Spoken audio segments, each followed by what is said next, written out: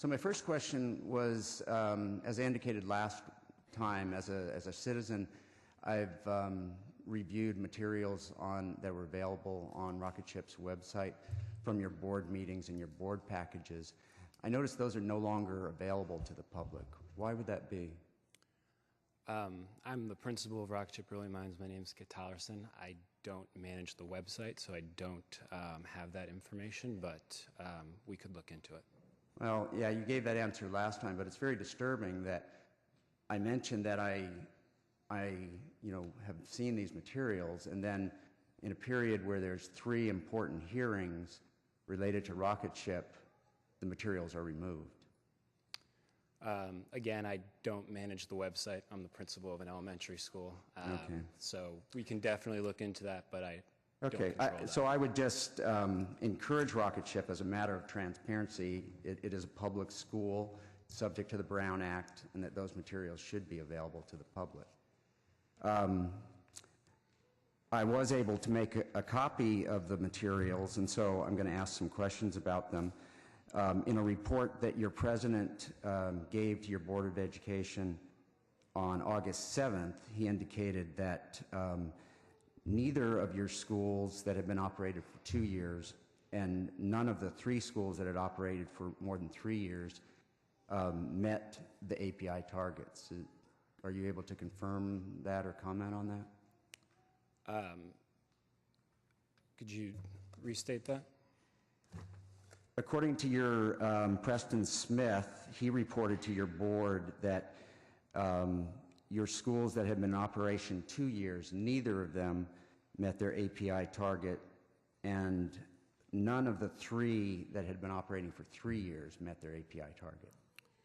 I believe that's the case. Rocketship Brilliant Minds is not one of those schools. Our schools met its API target and exceeded it. We're the highest performing school in Alum Rock at the moment.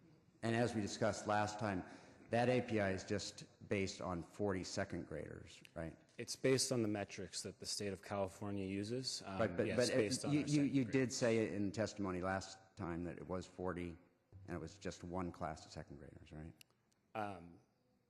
Yes, sir. Okay. In the packet of materials, it also reported that only half of your students system-wide are grade level in English language arts. Are you able to confirm that? I think it would be helpful to show some information on how our students perform when they arrive. Is that okay? Okay. Sorry, I've never used this before.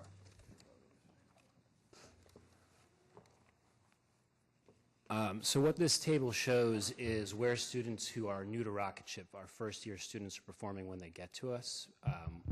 Our school is a good example. We brought in many new students, and this is where on average they start. And so at the end of the year, many of our students have made dramatic progress through the hard work of our teachers and the dedication of their parents working with them at home. But it is challenging to move students all the way to proficient or advanced based on where they start when they come to us. And so if that's what it says, I'm sure that's accurate, but I have a lot of confidence in our program, and I think we do a really good job at educating our students and moving them quickly to proficient and advanced. Related to that, what's your policy of taking transfer students in, say, first, second, third? Do you have to start from the beginning at Rocketship? Are you asking if a student coming to us has to start in kindergarten? Right. I mean, do you take transfers in, like in 3rd and 4th grade? If a school has room, we're an open admission public school, so we take them in whatever grade level they're in based on their age. So if we had a student who was in 3rd grade and we had an opening in 3rd grade, yes, they start in 3rd grade regardless of where they are in reading and math, and it's our job to get them up to grade level. Okay. As I said last time, many of my concerns relate to the quality of the educational model, which goes back to the general plan objectives.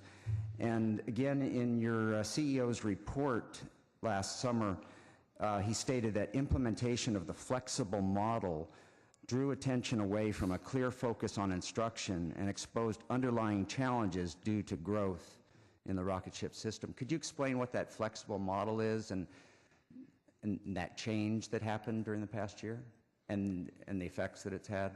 So I think it's important to point out that it's not relevant to this project. The flexible model is in 4th and 5th grade, and Rocket Ship Brilliant Minds at the moment is transitional kindergarten, 1st grade, 2nd grade, and 3rd grade. So that question isn't pertinent to what we're discussing today, but I could discuss it if But it's you'll helpful be, to you. you're asking for an expansion that will have 4th and 5th grade. I guess my question relates to, I mean, Rocket Ship has been in operation for just a few years, and it doesn't have a long track record. And then we see that in the middle of the year, a new model is introduced. So, you know, from a public perspective, we just would like to get more information about that. So what was your question specifically? Just could you explain, you know, just in summary, what that the so-called flexible model is? In summary, the flexible model is a model in which students engage in a variety of learning experiences, and it is something that depends school site to school site. It's not something that is, I think, worth getting into here because this is a land use conversation, and it's not something that happens at Rocket Ship Brilliant Minds because we only go through 3rd grade. Okay. Also want to establish there have been different numbers thrown around about the ratio of students to teachers. My understanding from the documentation that I've seen in your board packets is that the rocket ship model calls for 650 students, that's what you're asking for here, and that with 650 students, the schools will be staffed by 16 teachers. Is that correct? If that's the information you have, I'm sure it is. Okay, and so that's a ratio of 1 to 40 plus, just math-wise. So that's correct?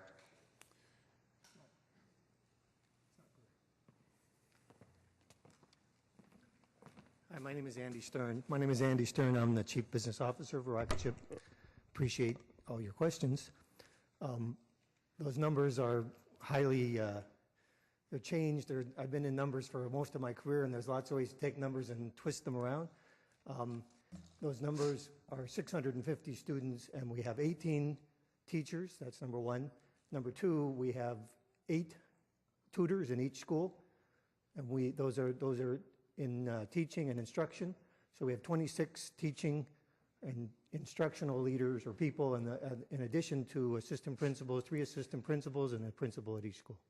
Okay, so those numbers are taken by people that have, or the numbers that you've read, or other people have done the math for you, and the math isn't exactly right. okay, this is just coming from a PowerPoint that was provided to your board of directors. I don't think we ever so put 40 to 1 on our PowerPoint, but So it says schools will be staffed with 16 teachers and 9 FTE tutors. So what you're telling me now is 18 teachers and 8 FTE tutors. That's correct. Okay, thank you. Can you, question for you, can you tell us about the 15% management fee that each school has to provide?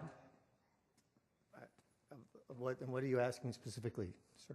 Well, I'm getting, I just want to get information about what that is, because, you know, there've been discussion about, well, we might not be able to afford a concrete wall, but then, Well, I thought we just said, Mr. Schoenauer just offered a minute ago that we would pay for the full cost of the concrete wall. only if we approve this expansion.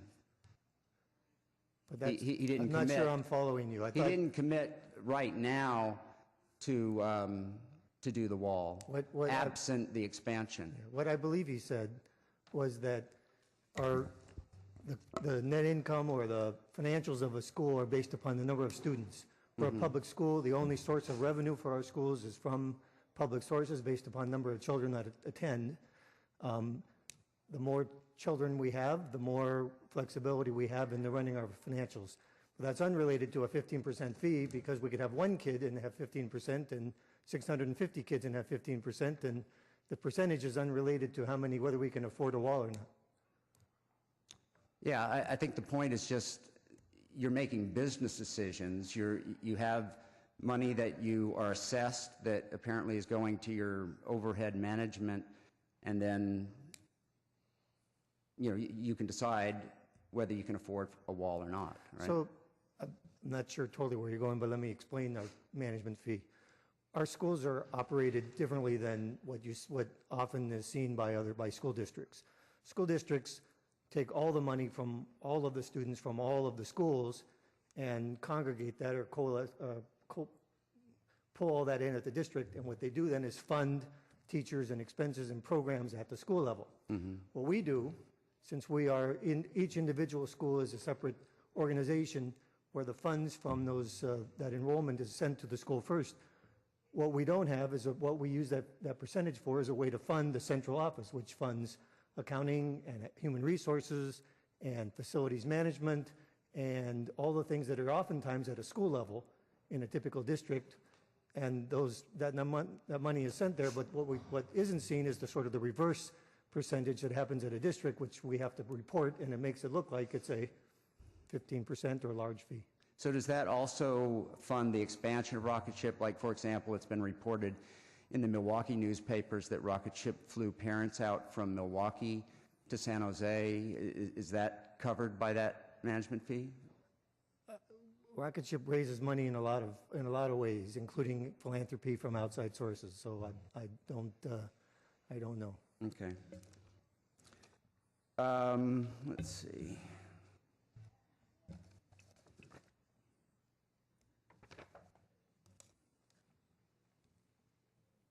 I guess that's all that I have. Thank you.